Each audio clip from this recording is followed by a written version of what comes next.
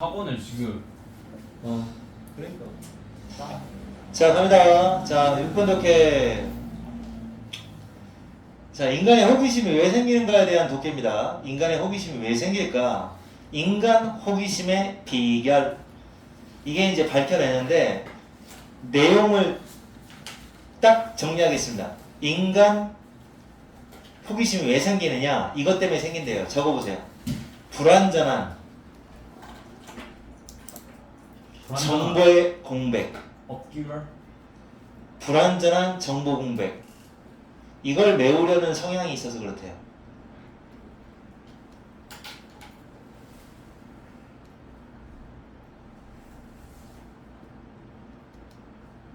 불안정한 정보 공백이 뭔데요? 이제 그 예가 나오는데요. 그러니까 호기심이 왜 생기느냐? 뭔가 이렇게 조금만 더 하면 알 것 같다. 지금 밝혀진 정보가 아직은 불완전하다라고 할 때 호기심이 발동한다고 합니다. 그러니까 이제 요 내용이 선생님이 그 전체 끝까지 읽어봤을 때 요약 내용이니까 읽어보면 다 알 거예요. 그래서 선생님이 볼 때는 이거 봐봐요. 결국 주제나 제목 문제가 나온다고 하면 불완전하다라고 하는 단어를 알고 있어야 될 필요성이 있더라고요. 그래서 불완전하다라는 단어를 좀 적어 놓으세요. 불완전하다라고 하면 여러분이 알고 있는 불완전 말해봐. 지문에는 incomplete가 나와요. obscure incomplete가 나옵니다. 근데 이런 단어도 알고 있죠. imperfect라는 단어 알고 있죠. 모르는데요. 불완전, 완벽의 반대. defective. 요 정도 알고 있으면 돼요. 결함이 있다. 불완전하다. defective. 요 정도 알고 있으면 될 것 같아요. 요 단어만 알고 있으면 이 독해는 그냥 이 내용이야 이 정도 알고 있으면 그냥 제목이나 주제 문제 정도로 나올 것 같아요. 이제 굳이 이제 뭐 논리성 문제가 나온다면 요 5번 문장 그러나 하고 반전되는 이 문장의 위치 정도 알아놓으시면 될 것 같고요. 자, 그래서 한 줄로 쭉 읽을 거예요. 독해도 어렵지 않으니까. 인간의 호기심의 비결은 탐구되어 왔다. 탐구되어 왔는데 누구냐면 심리학자들이 인간 호기심에 대한 탐구를 했죠. 그 중에서 이 사람이 심리학자인 이 사람께 좀 유명하다고 합니다. 알겠습니까? 인간의 호기심이 탐구가 되어 왔다. 이 정도. 그 사람은 테스트를 해봤대요. 자, 이 사람이 한 테스트 내용을 볼게요. 자, 이 사람이 어떤 테스트를 했느냐? 참가자들한테 일단 참가자들이 직면하게 만든 거예요. 어떤 상황이 직면하냐? 컴퓨터에 그리드가 이게 그리드예요. 격자. 정사각형 격자를 마주보고 있게끔 실험을 하나 얘기한 거예요. 자, 컴퓨터 화면이 이렇게 생긴 거예요. 그러니까 이렇게 이런 식으로 뭐 4대4, 3대3 뭐 이렇게 되겠죠? 요걸 마주보게 하고 그 다음에 이제 5번 클릭해라 라고 요청이 되는 거죠. 너 5번 클릭해 이렇게 한 거예요. 그때 몇몇 그 참가자들은 한 번 클릭할 때마다 다른 그림 또 다른 동물 사진이 나오는 걸 알게 된 거예요. 자, 그래서 이렇게 클릭을 한번 합니다. 클릭.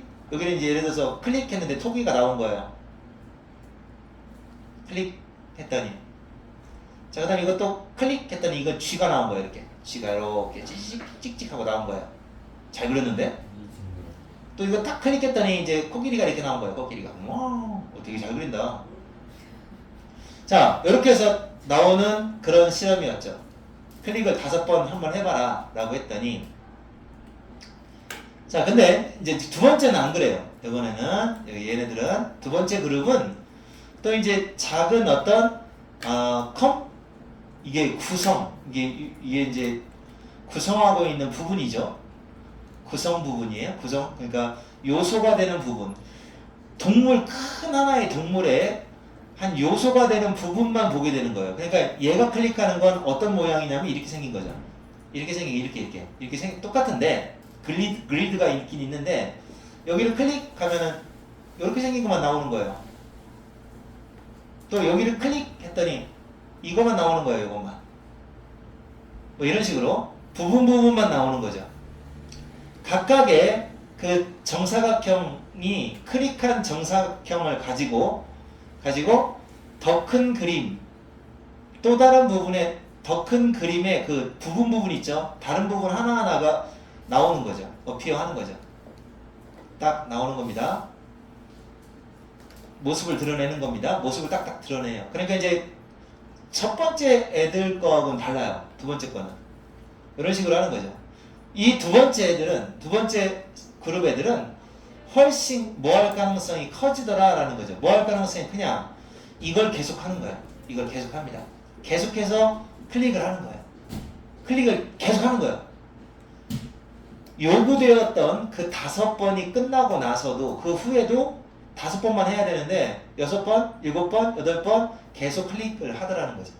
그럼 이 내용은 무슨 내용이냐? 호기심 발동이에요. 더 안 해도 되는데 궁금하니까 하는 거예요, 이제. 클릭을 하다 보면. 그러니까 클릭을 했는데 요 일부분만 몇 개만 딱 클릭을 하고 나서 보니까 궁금한 거야, 이제. 이만큼 했어요. 여기까지 했는데 지금 뭐가 남았어요? 여기 아직 안 했거든요? 안 해봤는데 이것까지 하면 이제 완벽해지잖아요. 이 안 해본 요 부분이 사실은 내용상으로 이게 바로 불완전한 정보 공백이에요. 여기가 불완전한 정보 공백이에요. 요게 존재하고 있는 거죠. 그래서 그런 다음에 계속해서 뭐를 하느냐? 계속해 나아가요. 뭐 할 때까지? 충분히 그 그림 그것들의 충분한 것이 뒤집혀질 때까지. 그 신비, 동물의 정체성, 그 정체의 신비가 해결될 정도로 이렇게 하세요. 해결될 정도로 하도록 이렇게 하시면 돼요. 해결될 수 있도록 충분히 뒤집혀질 때까지 완전히 알 때까지 계속 하더라 라는 거죠. 실험 얘기 끝났죠? 자, 근데 결론 냅니다. 실험에 대한 결론. 뇌는, 그러니까 결론적으로 얘기하면 이거는 실험 문제니까 이렇게 이런 문제 있잖아요. 그 40번 문제. 이 유형으로 나올 것 같아요. 요약빈칸 있잖아요. 요약빈칸. 이렇게 나올 것 같아요. 요약빈칸. 그러니까 이제 당연히 여러분은 뭐를 알아야 되냐면 이 정보 공백이라고 하는 요 용어, 불완전하다는 요 용어, 요걸 갖다가 변형어를 알아야 되는 거죠. 나온다면. 그렇게 나올 수 있으니까. 자, 그래서 결론 낼게요. 뇌는 어떻게 되느냐? 자, 연구원들이 결론을 내립니다. 주어 동사. 연구원들이 결론 냅니다. 뇌는 그러니까 자연 발생적으로 자연스럽게 호기심이 생기는 것처럼 보인대요. 자, 언제 호기심이 생기느냐? 이때. 정보 세트가 존재할 때.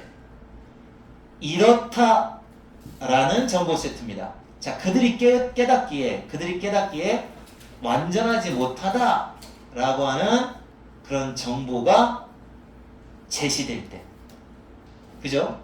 불완전하다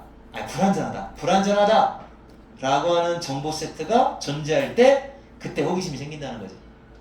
이게 바로 정보 공백이죠. 이렇게 정보의 공백, 차이를 해결하려는 선천적인 성향, 이 사람이 쓰기를 선천적인 성향이 바로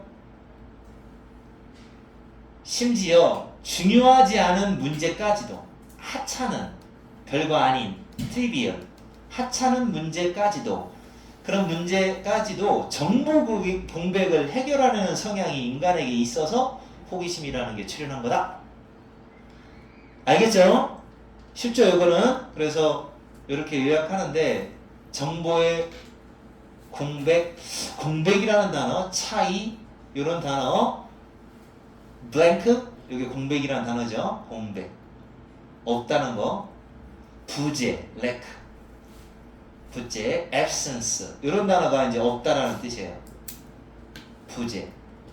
이런 단어 활용해가지고 이렇게 불완전하다라고 생각하는 경우는 호기심이 발동하는 거다. 요 얘기입니다. 이게 굉장히 쉬운 독해입니다, 이거. 자, 이해갔죠? 자, 그 다음 이제 마지막 독해 오늘 7번. 자, 후다닥 하고 5분 만에 해서 여러분은 한 20분 일찍 끝나는 걸로 할게요. 좋아라 안 좋아라? 녹화 되고 있죠? 자, 7번 독해 보겠습니다. 7번 독해. 요거는 자 아주 명쾌하기 때문에 이 독해도 그렇게 막 애매한 독해는 아니라서 자 요약 내용 한번 해볼게요. 사회 정의. 여기 사회 정의라는 게 social justice, 사회 정의 이 용어 있죠. 사회 정의의 용어. 요게 이 사회 정의라고 하는 게 그 용어를 정의할 때 딱 사회 정의라고 하는 용어를 정의할 때 이 정의하고 그 정의하고 달라. 정의할 때 만약에 좀 애매하잖아요. 애매라는 단어 내가 좀 이따 적어줄게. 이게 키포인트예요. 애매해야 효과가 있대요. 좀 아이러니하죠? 신기하게도 용어가 애매해야 효과가 있다는 겁니다. 자, 그럼 애매하다라는 단어, 자 지금부터 여러분의 실력 발휘해주세요. 애매하다. vague하다, vague. 애매하다, vagueness. 애매한 ambiguous. 친해 ambiguous. ambiguity. 명사는 그렇고요. 애매하다. 목스키 봐가지고 목스키. 요 단어는 기본적으로 꼭 알고 있어야 되고요. 또 uncertain. 이것도 괜찮죠. 확실하지 않은 거니까. 애매하다. 자, 근데 이게 나올 것 같아요. 요거 나오면 좋겠다. 이렇게 볼걸. 아니요 그거 안 나옵니다. 나오면 좋겠다고 마. 이렇게 볼걸. 아니요 형이 안 나와요. 어려워. 그래서 안 나와요. indefinite. 그것도 안 나와요. 명확하지 않아. 아 이건 나오겠다. 아, 이거 너무 쉬워 근데. 딱 저 정도가 우리 학교 수준. 아니야, 너네 학교 무시하지 마. 너네 학교 비질란테 나온 학교야. 무슨? 임? 그 다음에 이제 정확하지 않은 거니까 임자부터 해야 돼. precious라는 단어가 정확한이잖아. precise. imprecise. 이렇게 하면 돼요. 정확하지 않은. 요 정도 알아두면 될 것 같은데 내 생각에는 이거. 이키보컬. 괜찮아요. 이건 애들 많이 알아요. 많이 알아요. 요 단어 많이 알아요. 그래서 애매하면 애매할수록 효과가 크다라는 그런 약간 참신한 내용이에요.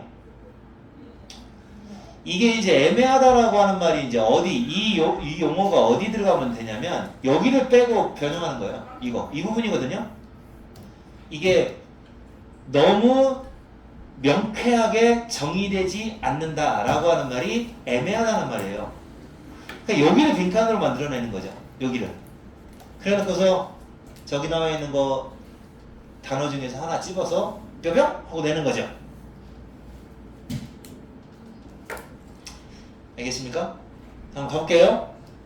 자, 특정한 관점에서, 자, 어떤 관점에서 정치적, 이데올로기적, 이념적이라고 하죠. 정치적인 힘, 이념적인 힘, 사회정의라는 그런 이념적인 힘이 어떤 관점에서 뭐로서 여겨질 것이다. 뭐로서 여겨진다 이거죠. 쓸모있다라는 거죠. 쓸모있는 걸로 여겨진대요. 자, 기능적인 애매함 속에서 쓸모가 있다. 이미 이야기가 끝났죠. 이 사회정의라고 하는 게 언제 쓸모있는 걸로 여겨지느냐? 바로 애매할 때 여겨진다는 거죠. 자, 이 중간에 있는 말은 뭐 지지자입니다. 지지자. 이거는 이제 계산적이다, 타산적이다 그러죠. 타산적인 그런 지지자. 프로 알죠? 프로 찬성하는 사람. 지지자들에게 뿐만 아니라 비평하는 사람, 비판하는 사람들한테도 애매해야 먹힌다는 거예요. 유용하다는 거예요. 사회 정의의 힘은 애매하게 사회 정의 때문에 그 사람 너네들은 이거 하면 안 돼 뭐 이렇게 주장을 했다거나 비판을 했다거나 그러면 그러면 사회 정의가 뭔데? 말해봐. 사회 정의의 정의가 뭔데? 애매하면 애매할수록 효과가 크대요. 오히려. 왜냐면 그 상대자가 얘기를 못할 거니까. 그 사회정의가 뭔지 말할 수는 없어도 뭐 이렇게 얘기 나오는 거죠. 때때로 용어입니다. 용어.